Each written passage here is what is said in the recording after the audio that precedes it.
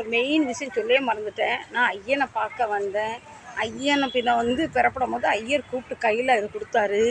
ஐயன் சொல்கிறாரு, நீ தனியாக போகாத, பவானி லைஃப் ஸ்டைல் வழி துணைக்கு நான் வரேன்னு சொல்லி எனக்கு இது கடைசியில் எல்லாம் வெளியே நம்ம தட்சணைலாம் போட்டுட்டு, தட்சணை போடலை, அந்த பூவெலாம் கொடுத்துட்டு அந்த கூடையெல்லாம் மாற்றிட்டு வரும்போது அந்த ஐயரங்க நின்று எல்லாருக்கும் ஒன்றுனா கொடுத்துருந்தாரு. நல்ல வாக்கியம் எழுதியிருக்கு.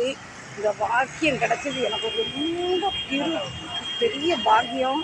பாருங்கள், ஏழையாக இருக்கிற என்ன ராஜ அலங்காரோட என் ஐயனே வந்துட்டார். எனக்கு நீ என்ன குறை சொல்லுங்கள், எனக்கு என்னென்ன வேணுமோ ஐயன் எல்லாம் பூர்த்தி பண்ணிட்டாரு.